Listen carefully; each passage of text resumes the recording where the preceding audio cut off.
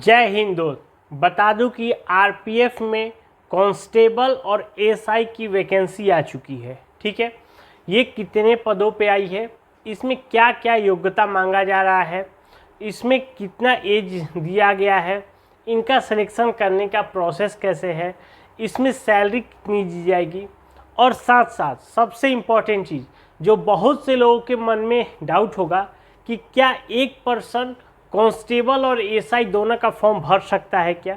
तो आज हम पूरा डिटेल्स के साथ इस वीडियो में आपको बताने वाले हैं। तो इस तरह का वीडियो पाने के लिए हमारे चैनल्स को जो सब्सक्राइब करें और बेल आइकन को दबा लें।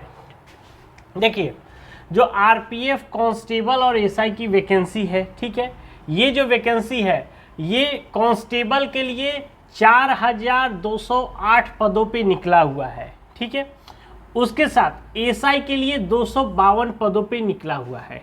ठीक है, अब इसमें थोड़ा सा कुछ लोगों को मन में ये डाउट होगा कि ये जो वैकेंसी है क्या ये केवल मेल के लिए है या मेल फीमेल दोनों के लिए है। देखिए, मैं बता दूं जो ये पोस्ट है ये मेल और फीमेल दोनों के लिए है।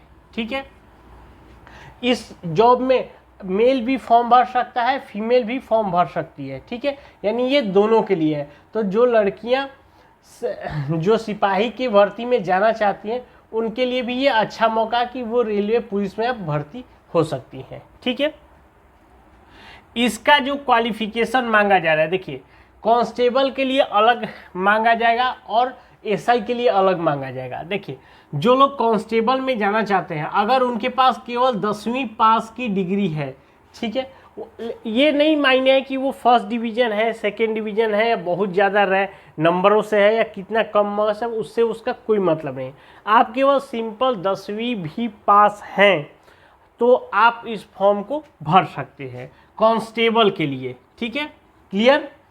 उसके साथ जो एसआई का फॉर्म भरेंगे उसके लिए आपको डिग्री होनी चाहिए। डिग्री यानी क्या, कोई भी bachelor degree, BA, BSc, BCom, कोई भी, या इंजीनियरिंग की डिग्री या कुछ भी हो जिससे आपको बैचलर की डिग्री मिली हुई है तो आप एसआई का फॉर्म डाल सकते हैं। ठीक है, अब देखिए बात करते हैं एज का। देखिए, एज दोनों में अलग अलग है।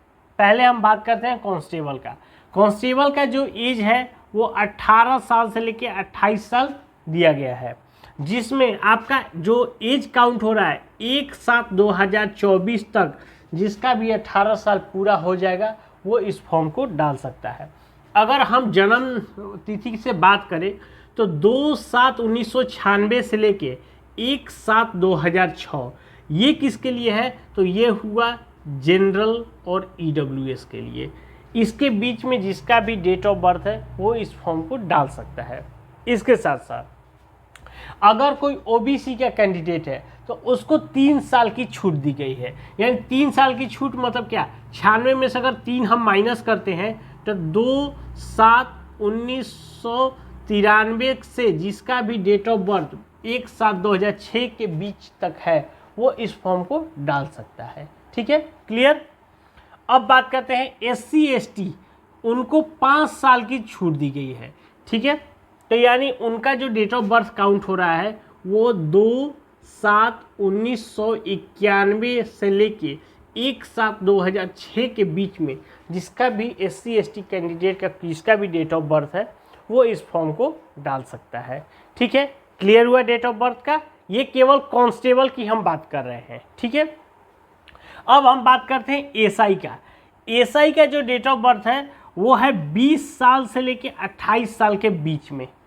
इसका भी जो डेट काउंट किया जा रहा है वो 1/7/2024 तक जिसका भी 20 साल पूरा हो जा रहा है वो इस फॉर्म को डाल सकता है। ठीक है, अब बात करते हैं कि इस फॉर्म को भरने के लिए जो आपका फ़ी लगेगा। देखिए, जनरल, ईडब्ल्यूएस और ओबीसी इनका आपका 500 रुपये का चार्ज लगने वाला है। ठीक है, और एससी एसटी और फीमेल का 250 रुपये का चार्ज लगने वाला है। लेकिन आपको बता दूं कि जो जनरल है, ईडब्ल्यूएस है, ओबीसी है, इनको 400 रुपये रिफंड मिलेगा।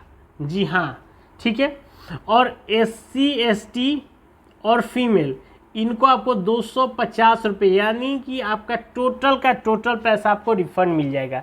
यानी अगर हम बात करें तो जनरल, EWS और OBC इनका फॉर्म भरने का चार्ज 100 रुपये है। भले ही अभी आपको 500 रुपये लग रहे हैं, लेकिन आपके 400 रुपये लौटा दिए जाएंगे। वो कब लौटाएंगे?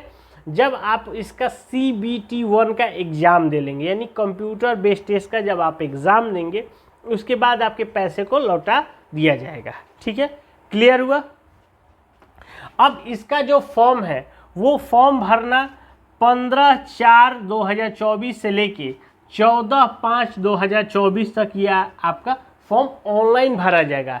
ठीक है, तो बता दूं कि ये आपका 1 महीने का समय है, लेकिन जो भी लोग इस फॉर्म को भरना चाहते हैं, जो इसके एलिजिबल है, वो लास्ट डेट तक इंतज़ार मत करिएगा। ठीक है, आप अगर 14 लास्ट डेट है तो आप कोशिश करिएगा कि आप 10 तारीख तक आप अपना फॉर्म डाल के सबमिट कर लें, क्योंकि ये ऑनलाइन सर्वर कभी भी स्लो हो सकता है।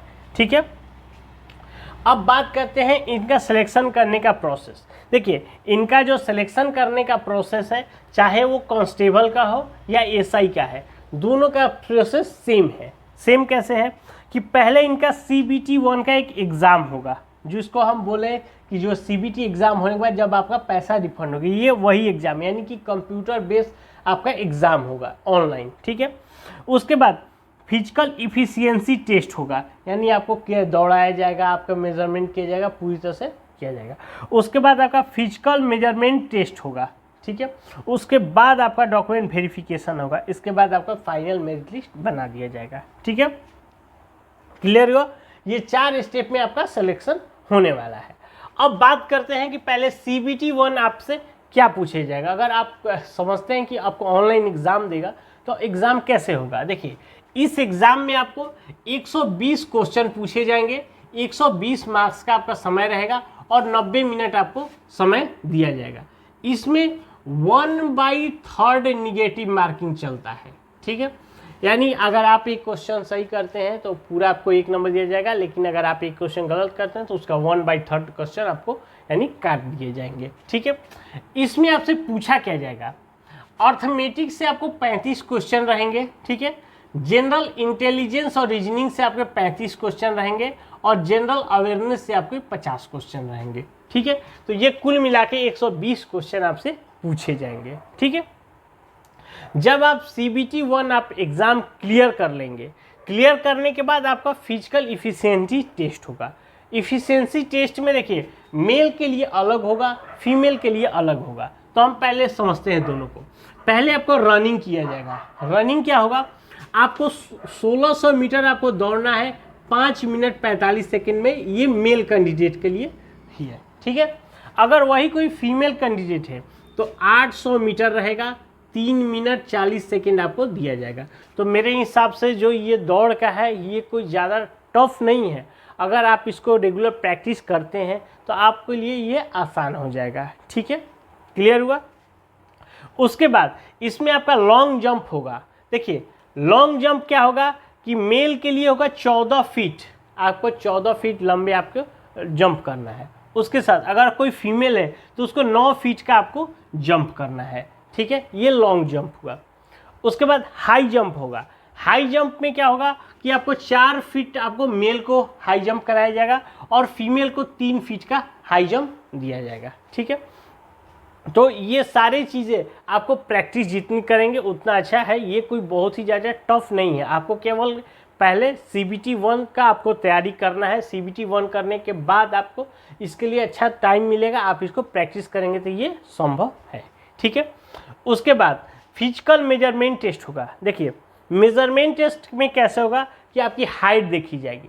अब हाइट जो देखी जाएगी, मेल के लिए अलग होगा, फीमेल के लिए अलग होगा। उसके साथ साथ कैटेगरी वाइज भी होगा, यानी जनरल OBC के लिए अलग होगा, SC ST के लिए थोड़ी छूट दी जाती है। अब कैसे है, देखिए, 165 सेंटीमीटर जनरल और OBC का ये मेल कैंडिडेट में, लेकिन वही कोई SC ST में है तो उसको 160 सेंटीमीटर, यानी आपको 5 सेंटीमीटर की आपको छूट दी जाएगी। ये हुआ मेल में।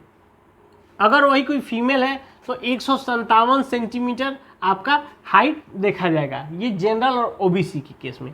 अगर कोई SC ST है तो 152 सेंटीमीटर, यानी कि उसको 5 सेंटीमीटर की आपकी छूट दी जाएगी। ठीक है, तो ये पूरा प्रोसेस हुआ। इसके बाद आपके डॉक्यूमेंट वेरिफिकेशन होगा, डॉक्यूमेंट वेरिफिकेशन के बाद आपकी मेरिट लिस्ट बना दी जाएगी।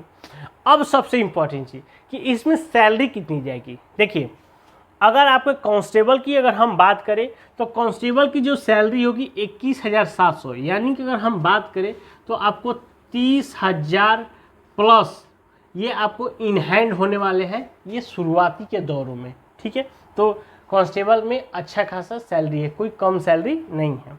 उसके साथ साथ अगर हम एसआई की बात करें तो एसआई के लिए 35,400, यानी अप्रॉक्स हम बात करें तो ये 43,000 तक ये आपका होने वाला है इन हैंड। ठीक है, तो एसआई में भी आपकी कम सैलरी नहीं है।